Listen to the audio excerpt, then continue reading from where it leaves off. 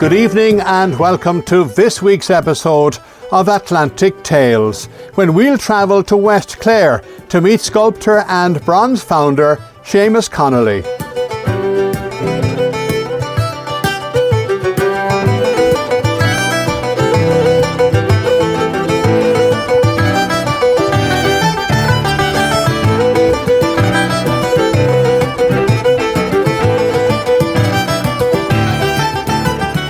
Seamus Connolly's family moved to the Loop Head Peninsula when he was just 6 years old. The Connolly family has been steeped in the art industry in Ireland for almost 6 decades. Seamus's father, Jim Connolly, also a well-known Irish sculptor, established a foundry in Kilbaha in the 1970s. Over the years, father and son built up the foundry business together, taking on many famous public commissions and casting work. Today, Seamus carries that mantle, and he himself has gone on to sculpt some of Ireland's most loved public statues, including those of John B. Keane, Paddy O'Shea, Richard Harris, and many others. Seamus now runs the Bronze Foundry in Kilbaha and, rather uniquely, takes all his work from inception in clay through to being finally cast in bronze in the traditional method. The foundry includes adjoining studios, sculpting spaces and finishing rooms, which allow Seamus complete all phases of his work on the same site. This too is rather unique. Apart from a few short stints away from home, Seamus Connolly has spent most of his life in Kilbaha. Well, the move to Clare happened when I was very young. I arrived here when I was 5 or 6. My parents had bought the house as a holiday home in '69, and I think we moved here in '72. My dad bought the little cottage off the Land Commission. So apart from a few stints in primary schools in Donegal and Dublin, all of my life has been here in West Clare, in Kilbaha. Bar going to do my secondary school in Limerick because the local schools in Kilkee at the time didn't do music or art, but do it now. But at the time they didn't. So my father bought another house in Limerick, and we did our secondary education there, myself and my younger sister, just a year younger than me, my sister Anya. So that's it. Then as soon as that was done, I became, on a sideways note, I became an auto electrician because I really was interested in cars. But once I'd finished the auto electrics, I knew that wasn't really my career, and I joined my father because he had a pottery at the time. So I said I joined there. I didn't have any clear path in my head, but I knew it was probably going to be in the art and sculpture, because I was always able to do kind of models and stuff with my hands. Everyone knew I was kind of good that way. I was the kid who was good at art. And so we did that, and then my father started doing bigger works of sculpture himself. He had already done some big pieces, but we were kind of keeping the family going with pottery for the tourist market. And then we built a foundry. My father wanted to have our own foundry rather than getting our stuff cast in Dublin, and so we built the foundry. And then I went off to London to the Royal College of Art to learn how to do casting properly instead of kind of guessing. And I came back, and pretty well that's it then. And then I came back here, and then I was doing casting my father's work and my own smaller work for years, and then I left for a while, met my wife, came back, and then I got my first big commission in Limerick, out in Palace Green, my first life-size statue. Straight after that, another one then in Kilkee, Richard Harris, following that by the John B. Keane in things, and it's just been, there's a lot. It's coming up to 17 or 18 statues now. It's been a lot of statues over the years. In the early days, each commission would have been a year or 2 years apart, but in the last 7 or 8 years, it's one large statue after another. Each one takes 6 to 7 months. All the family very creative, so you were convinced it would be in the creative, arty side? I kind of knew.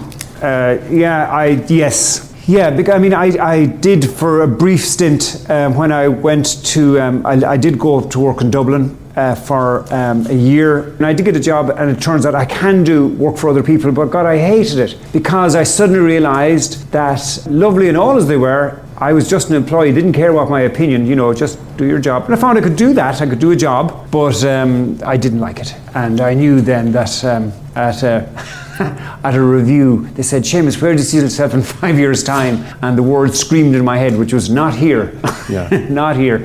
And pretty well after that, I handed in my notice and I came back here and lived off my own kind of wits ever since, Having come back then to Kilbaha, realising that you wanted to work for yourself, not for somebody else. Yes. Where did you start? What did you start Well, I doing? suppose I was lucky because we did have a foundry, and the foundry is kind of it is commercial, so we cast other work. So there was always work available to me in that way. Imagine I'm a local builder, so there's always work available. So in that way, and I suppose in the early days trying to promote your own name or trying to push forward, I was quite lucky. I got a life-size statue, the big statue, which the first one, and at least when I had a large life-size statue done, because I didn't know if I could do it, but then I did do it. And then I said, I can do this, And my father, in fairness, had done lots of statues before me. He didn't interfere particularly with my work, except for, with little bits of advice here and there, vital bits of advice about a process rather than what I was doing in particular. And those pieces of advice were kind of golden. And all I did was just keep on pushing forward. There was no plan. Sorry to say, I'm incapable of making a plan in that way. What I do is I just keep going forward, and if opportunities present themselves, I'm inclined to say yes all the time, even if I don't have to maybe say no later on. But so I kind of take everything. And so there was, in the early days, certainly, there was a lot of jobs I took on that had almost no financial return or very little financial return, but just to do them, to have them on your catalogue.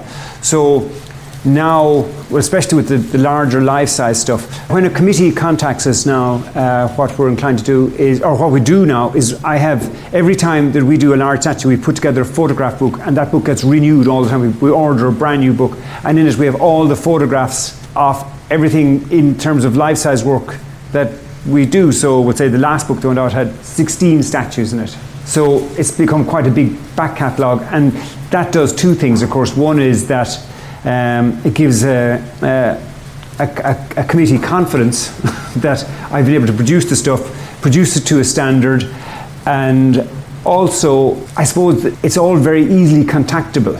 In a way, it's very easy check with the previous committee. We see you put a statue up, how did you find him? And generally it seems to be okay. I mean, it's a lot of the committees are GA committees, not all of them now.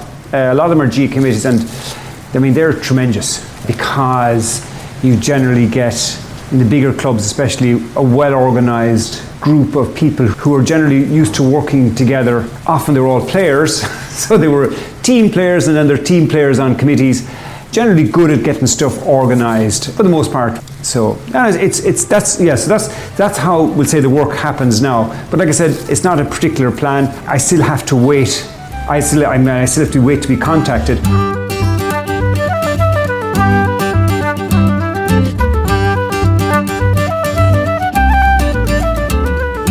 Working with your dad for a long time, getting that very essential advice as well. You were getting practice and training in a way when you were doing that? Yes. First we were working in the pottery, which was just a pottery business. I was always naturally kind of technically gifted anyway. I don't say gifted, I was good with my hands. I was always good with my hands, I was mechanical and stuff, so in that way, that was just lucky for me.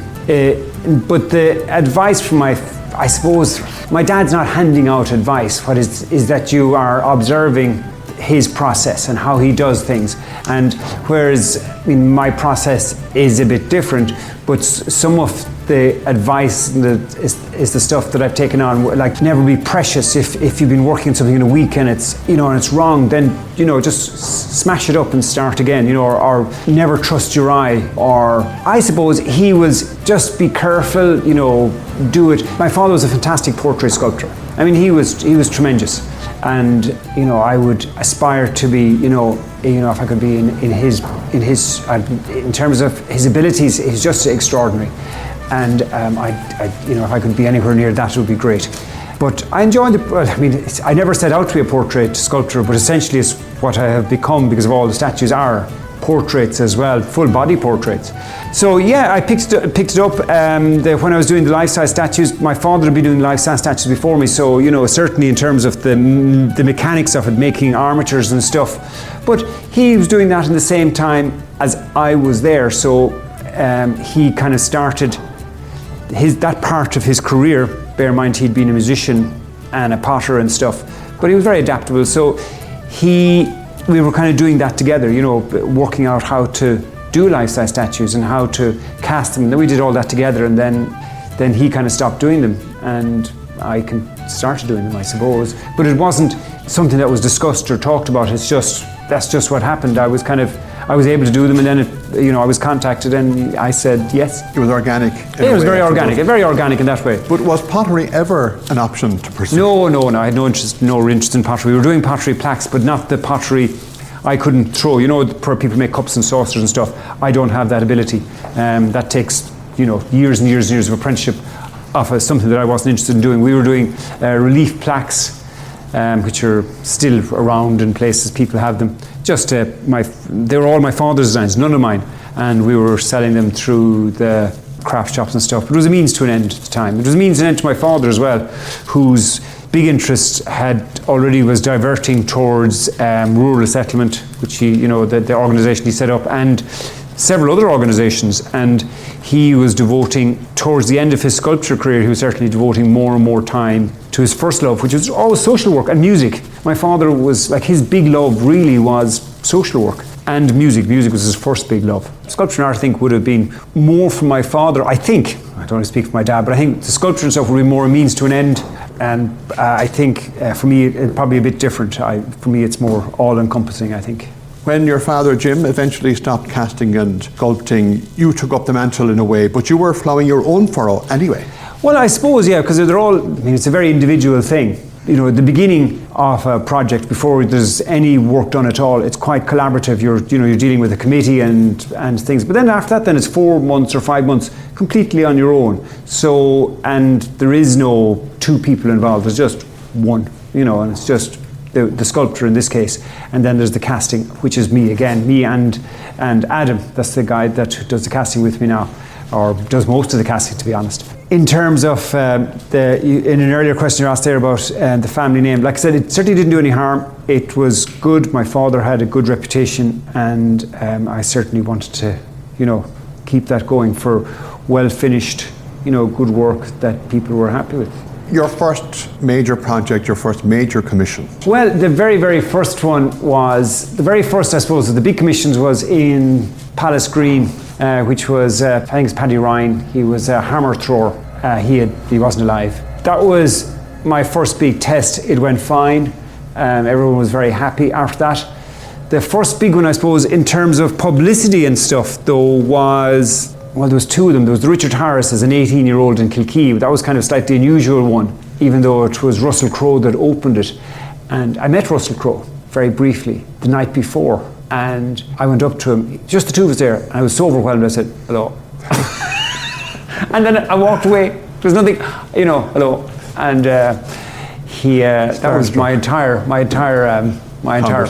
conversation with Russell Crowe. I like to say he was overcome. I'd like to say Russell Crowe was just a bit overcome, but I don't think he's terribly chatty anyway, potentially off when he's not working. Hundreds of people travelled to Kilkee this afternoon as the town prepared to honour one of its most famous visitors. The late Richard Harris spent all his summers in Kilkee, where he was a rackets champion, a traditional beach game played against the sea wall.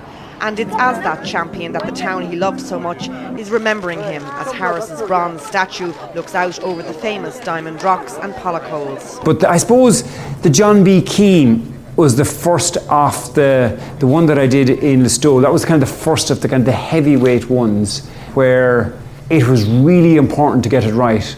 And now the others were right as well. But this was, I suppose there was more weight on this one because it was John B. Keane, it's in Listowel, it's Kerry. They're never afraid to praise you when it's good and would certainly tell you if it was wrong. And that certainly helped me get more work.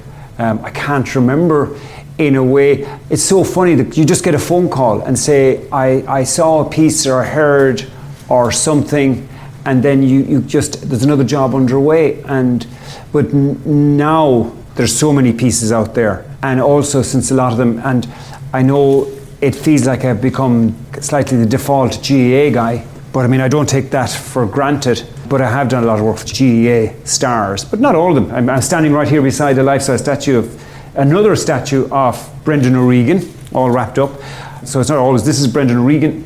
Not your first, not your last. Not my first. This is my second Brendan O'Regan statue. There's one in 6 Mile Bridge, but they're putting up, there's the most excellent committee ever in 6 Mile Bridge. My main contact is a guy called Tim Crow. Tim is just excellent, historical side in, he's so interested and positive and doing work in 6 Mile Bridge to do with historical stuff.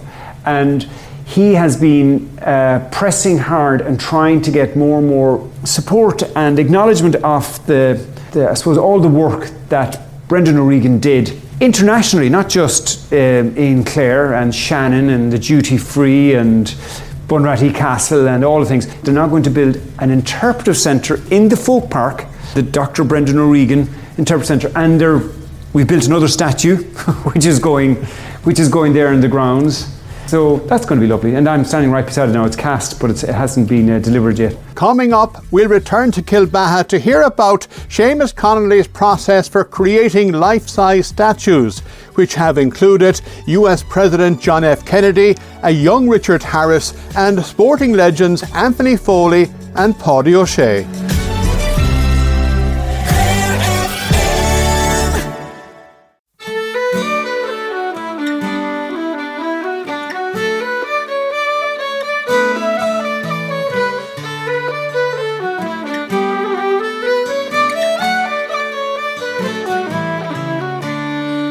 Welcome back to Atlantic Tales. Seamus Connolly is one of Ireland's leading bronze portrait sculptors, best known for his highly acclaimed life-size portraits.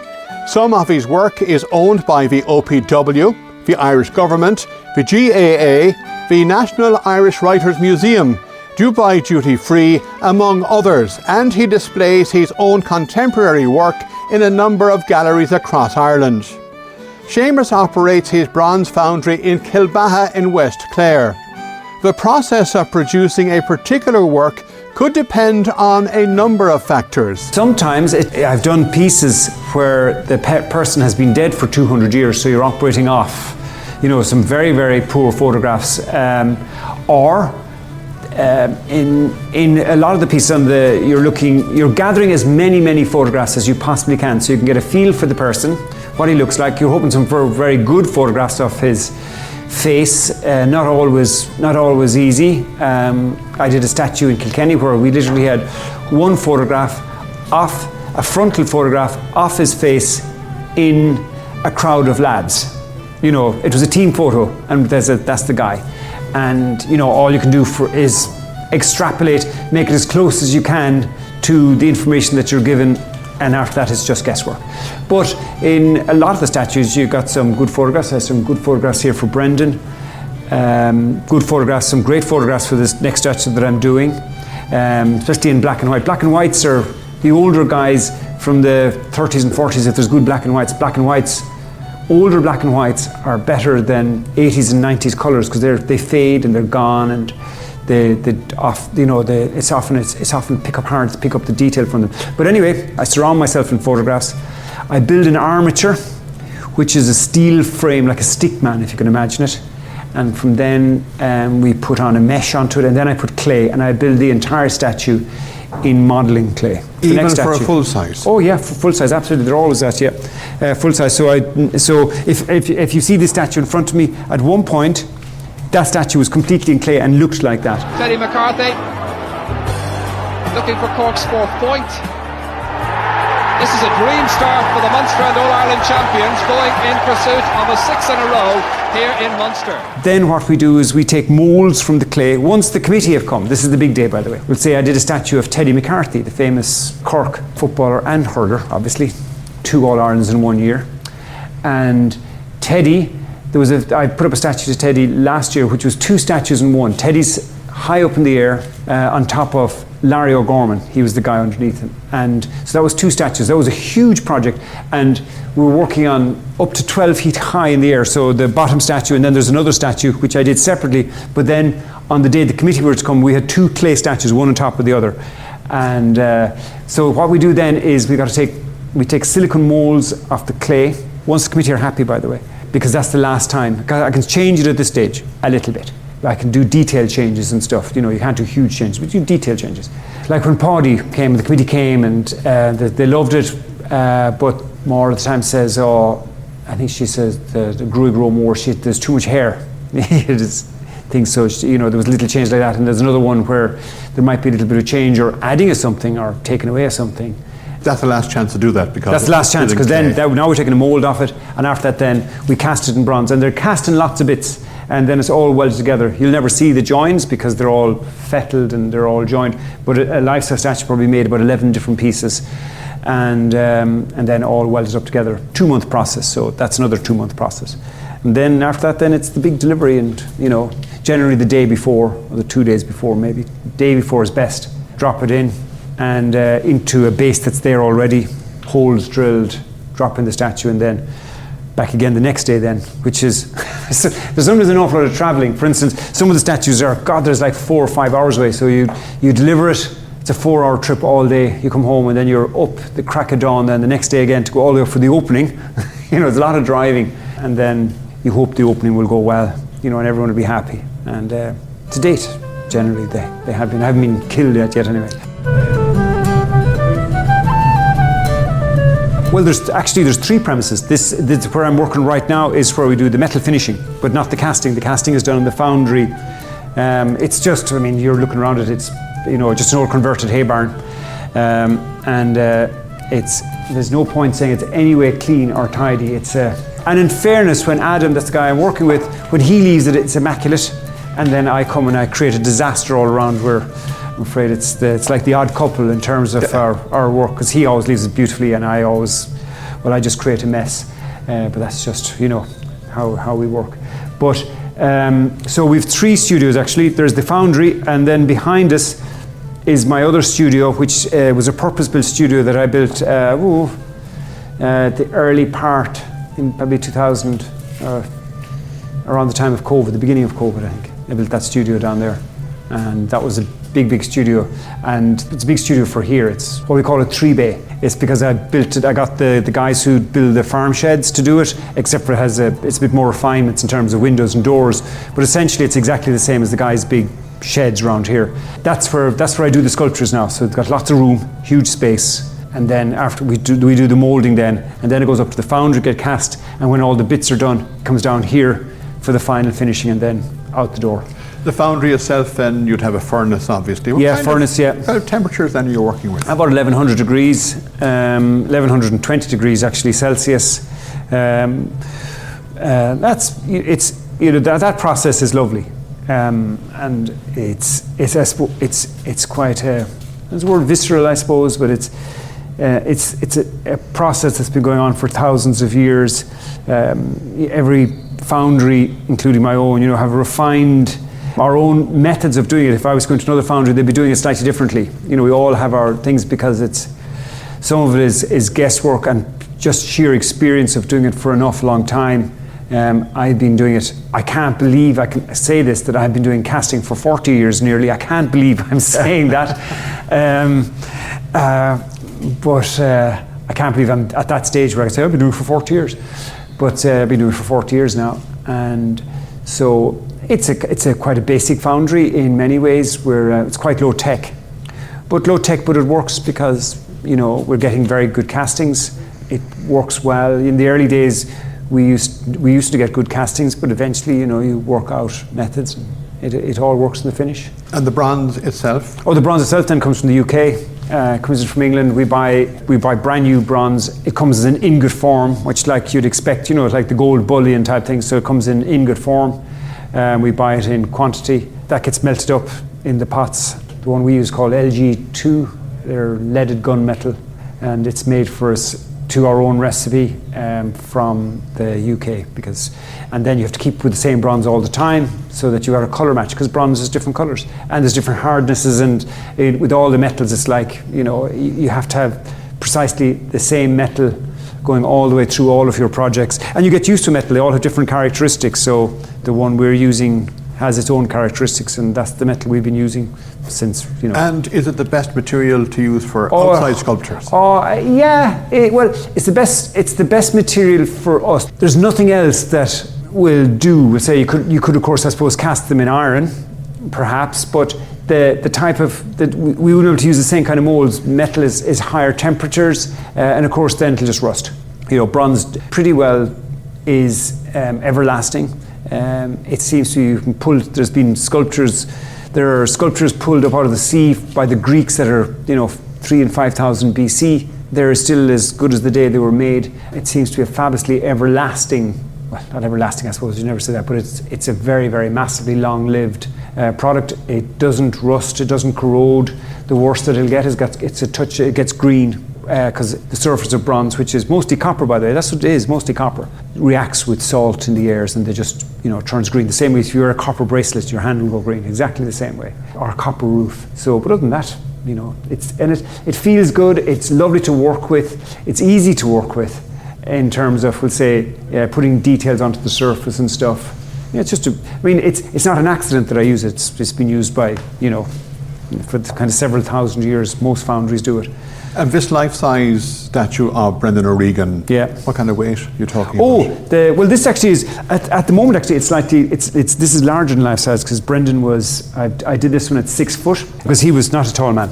A lot of lads, I'd say he was kind of 5'6" or 5'7", but I do all my statues over life-size now. In the early days I did them life-size, and then I began doing them over life-size, and I do all my statues now at 7 foot. You don't necessarily notice it, but you notice that that the statues have a certain amount of presence, whereas if at life size they're inclined to they just kind of lack a bit of presence, really. So you need to, and also for, in a normal practical thing, for getting photographs, if you're standing beside a statue, it's better if it's slightly bigger than you, then you're hidden.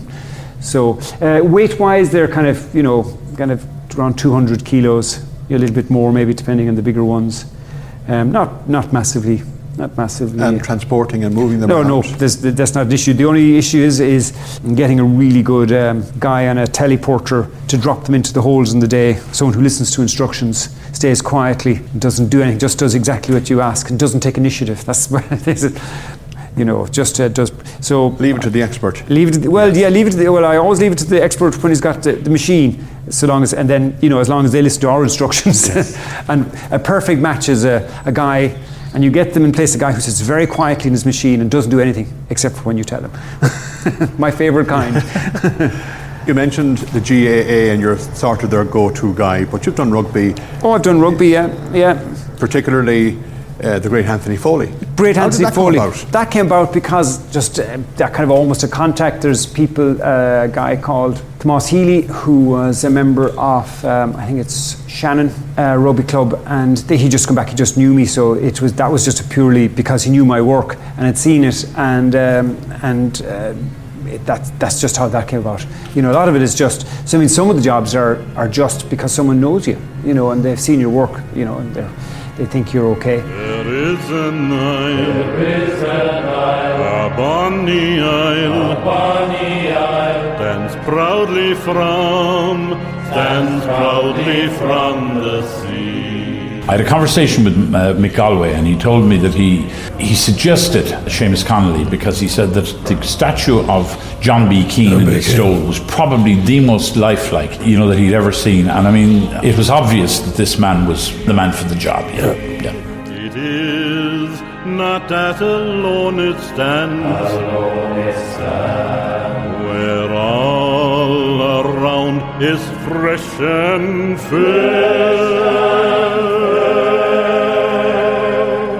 So yeah, the Anthony was a lovely one to do, and I enjoy doing that as well, actually. Anthony it's very sad the way that he died, just heart attack on his own somewhere. And that's indeed quite a few of the pieces that I've done are Teddy McCarthy, unfortunately, got a heart attack. He was the same age as me. He just got a heart attack in his own house, but he was on his own, and he passed away.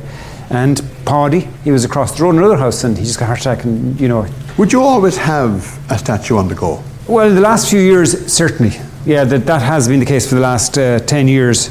And because I have to, indeed there was the statue that I'm going to be starting soon is starting now because I had another statue which I was meant to be doing, but unfortunately they ran into planning permission problems. So I had to juxtaposition the two statues. But yeah, I'm not saying it's always going to be the case. I'm self-employed, so you never know what's around the corner. But at the moment, for the last certainly 10 years, it's been, one after another. So. And do you wait for people to come to you? Oh, yeah. Depend on word of mouth. You don't.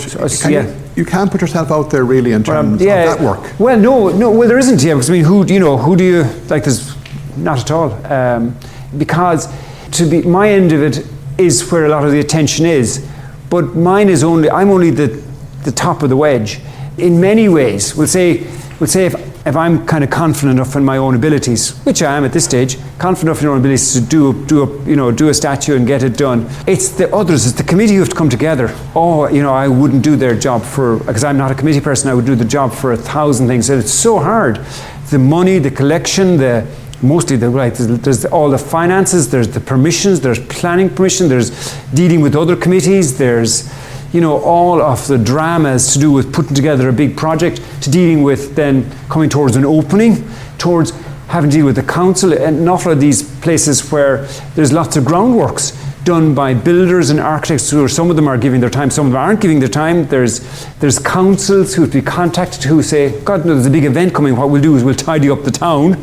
So often in the cases I come to places around the opening, and the footpaths have all been replaced. There's committees, when people get the energy to do something, to make a change, like in a town, and then that has an energy all of itself, and there's a ripple effect out, and I often feel I don't feel guilty, but I often feel on the day of the opening and stuff, and there's people and they're coming up to thank me and saying, yeah, but I just did the statue. Every member of the committee, right down to the person who was having to write long emails to people, they're the ones that should be, I'm, like I said, it's like I'm the face of all of their work. And the work is the face of their work too, so, and then hopefully they'll end up with, with a piece of sculpture and it'll be a big thing. It's a big thing to have in a town, to have that someone's poured a huge amount of money and time and energy, not a huge amount of money, but a lot of money and energy into something that's going to become, in some cases, the focal point of the town. It's where it is. It's like the John Joe O'Reilly. It's right there in the centre of Cavan. They hadn't anything there before. Now they've got a huge statue of him holding a cup, to remind them continually that they can win. Coming up, we'll hear more about Seamus Connolly's work as one of Ireland's leading bronze portrait sculptors, acclaimed for his life-size statues of famous Irish and international politicians, sporting legends, actors and writers.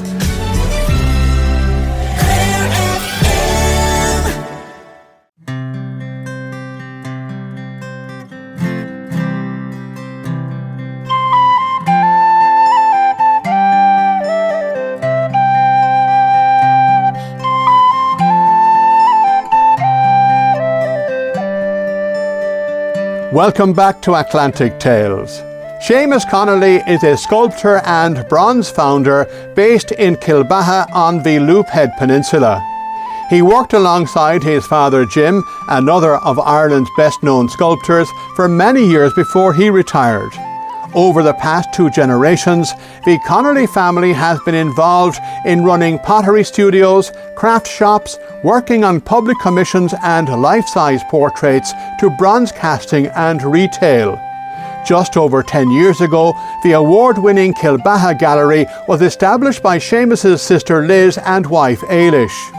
Seamus's own contemporary work is displayed and sold here, but it's the busts and life-size portraits that he is usually busiest with. Having completed statues of many famous people, as well as some lesser-known individuals, how difficult is it to get the facial features just right? I suppose we think in terms of having a plain face, but everyone has something. The trickier ones are younger people, trying to do someone who's young because their features are quite soft. So someone, by the time they're older, they might have lots of lived-in features, but you're not going to do an athlete of what he looked like when he's, 50. Some people have Some people are easier to do. There are some people with very strong features. John Joe O'Reilly, there was a face that you just love to do. He had a great face. He looked like a lion. He had a great profile. He just had a huge smile. He just had a great face to do. And indeed, Eddie Kerr, the next guy I'm going to do, has a great face for a piece of sculpture as well. Fantastic face, very strong, good features, very handsome man. So some of them are more difficult to do than others. Older men and older women are, they're, in a way, they're much easier to do. A lot of stuff to get things, but it doesn't matter what age you are, I still have to spend it. You're asking me, was it easy? It's not easy. It's not easy to get a good portrait. There's millions of bad ones, and but at least when the committee comes before you do the casting, you get a bit of a steer there. Oh, you could have. Oh, well, yeah, oh, absolutely. The committee won't come until I'm happy with it, and it's then that I can, and often I don't see it myself, but other people are going to say, oh my God, sometimes I work on it so long I can't see the piece anymore myself, but I'd rely on then someone else to say it. But for some of them I know, I really know it's bang on. And it's not just a question of measurements. It does help if, the mouth, chin, nose, eyes are all in the same spot, but it still requires, so there's the sheer amount of work and energy you put into it, and you kind of hope that eventually some of that energy will come back out again, like homeopathic medicine, that type of thing, You're always there for the installation. Are you always there for the opening? I have always been there for the openings, though. Do you enjoy that? I think everyone enjoys it more than me, because it's still nerve-wracking. It's still, you're there, you're there, and it's like a guy, they're all like World Cup finals and you're the guy who has to take the penalty. Will the match, Yes. It's great if you score. It's a disaster if you don't, but so far, I used to say, and I suppose I kind of rationalised myself, what's the worst that can happen on the day? They're not going to literally say, we hate it, we're going to hang him from a tree now. We've got the tree, we've got the rope, he's going on it. So, they're not going to do that. But there hasn't been, so I don't know. Everyone's generally been happy because, and in a way, bear in mind, the committee and the family have seen the piece before it goes up, so that takes a lot of the, pressure off. They're happy. But you need to be there. It's just part of the process. It's part of the process, and, it's an end thing for me. I find that I don't stay long afterwards. It's generally an event and stuff, but generally I find I have to be in the car and going quite soon after that. But it is exciting. My kids have been to, my wife Ailish has been to all bar one, and of course, my wife Ailish is a huge part of everything I do, kind of one of the core drivers of everything really.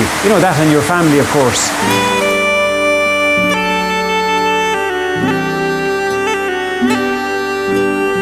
You mentioned the legendary Eddie Kerr earlier. You're doing a statue of him. Is it unusual to be doing a statue of someone who's still with us, still alive? Well, it's the first time that I've been commissioned to do a statue of somebody live. The only other person who was alive in terms of life-size statues, and that was a coincidence, is Larry O'Gorman, but that's because he was at the bottom part of the Teddy McCarthy statue. He's the guy where Teddy's on top of him. I never met Larry until, so I had the photographs of Larry, did him. Then, on the day of the opening, I saw him in the lobby. And of course I knew immediately because I'd been looking at his face for 2 weeks when I was doing the head, and I says, oh, Larry! And he looked at me because he had no idea who I was. And then I said, oh yeah, you've no idea who I am. But he was lovely, very nice guy, chatted to him for a while, and he was one of the guys who spoke at the opening, because I suppose, and he's going to be the only guy who's got a larger than life-size statue of himself that is only there, just a total coincidence. He happened to be the guy under Teddy on the day, and it was kind of an iconic photograph, and that's the way it worked out. And in fact, originally I was going to have kind of a non-identifiable Gaelic player underneath him, but what happened was, when the committee came the first time, they said, oh, Seamus, it's non-identifiable, but it's too good. So people would say, who is it? It's like it's too realistically somebody, except for it wasn't anybody. Yes. So after that, then I did a portrait of Larry and stuff, and it was nice because Larry wore a helmet and Teddy didn't. So it was nice to have on, just as a little piece of sculptural interest to myself. One was wearing a helmet and one wasn't. But the next statue, Eddie Kerr, the Kilkenny legend, many All-Irelands, and also as a manager. And just generally, and you'll often find the guys, even though I think it's 5 All-Irelands, that he won. It's the sheer amount of all the other ones, Railway Cups, Leinster finals, club finals, their own club, Inishtig, the Roars. That's, there's, like, you'd need 4 pages for the sheer amount of achievements that these guys do. He is lovely. I've met him. He's a bright, clever, brilliant guy, retired bank manager. But so that's the next one, and that is unusual. I still see it as my project being kind of almost, I've met him and that's lovely, but my project is still a separate project, almost, to meeting the man. But it does gives you a feeling for him. But like, he's a lovely, urbane now gentleman, but he played in the 60s and 70s where gentle, urbane people didn't play. If they did, they were gone very quickly. He would have been, someone who could take his place out in a pitch with no helmets. And, those guys hurt themselves. And he was very lucky. He almost survived without any injuries, bar the time that someone broke his arm with the hurley, which was kind of serious, but he managed to avoid, for the most part, super fit, obviously. But I'm looking forward to that project. Is there more pressure on you because the subject is still alive? I walked into his house and I said, Eddie, I'm meeting a living legend. He says, so am I. Which was kind of lovely. And of course, he was being really kind, because he is a living legend and I'm not. But is there more pressure? It's the same way that I'm going to do my job that I've done a lot as best as I can, and he won't be seeing it until I'm happy with it. And then when I'm happy with it, then, hopefully he'll be happy with it. He's going to be one of the very, very few people who's going to see a life-size statue of himself in his lifetime. That's quite a thing. Because he's alive, it's still not going to look exactly like him, because I'm doing it, in his 20s or 30s. He had a long career, so it's not going to look exactly like him now. He's in his 80s, but he's still a big, strong, very upright, as big as myself, tall, upright guy, still plays golf several times a week, fit, clever. So we'll find out, I suppose. Another one of your commissions was of a Congo War veteran. This was an interesting one because it came out off the blue, and it took several years actually in discussion before it actually happened. There is in Dublin, behind Arbour Hill, in that area, there is the United Nations Veterans Association. They have a little museum there. They also have a garden of remembrance, and of course inside in the actual Arbour Hill there's the garden of remembrance of the people who were shot during 1916. There's also the Arbour Hill Church. But at the back of the Arbour Hill Gardens, there is, like I said, this garden of remembrance. And I was approached by veterans who wanted me to do a sculpture of this. It was kind of a head and shoulders. I said, I'll do head and shoulders and all the way down the chest because of the medals. And it's the first time where it was a tough one to do. It was very poor photographs, but he had a lovely face. He was only a kid, he was only 19, and the photographs probably taken when he was 18. But there were some of the guys who were part of the veterans were also kids. They were all kids together, all grew up together. They're all eating in each other's houses, and they all joined the army. A lot of them joined the army. They came together, and they were lovely. So I went up, I had a meeting with them. Then they came here down in a bus, but they were fully kitted out in their, I suppose it's their civilian uniform. And that was lovely. They came down in their own bus, they have their own bus, and it's all these elderly gentlemen wearing all their medals and stuff, and it was just lovely. And they're wearing their hats, and they looked the piece and they loved the piece. And then there's changes they wanted made. Because everything in an army uniform is so precise.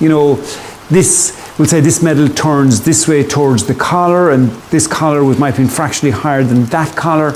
And I made all those changes. And interestingly, a Kilkee man is he second in command of the Irish Army? A guy called Nolan. He's from Kilkee.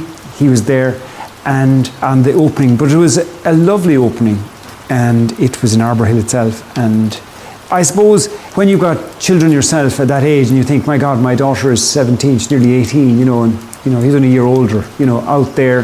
They were ambushed. They were going to a bridge. It was meant to be a ceasefire. They were meant to know that the United Nations troops weren't to be attacked. This particular village didn't know that, perhaps.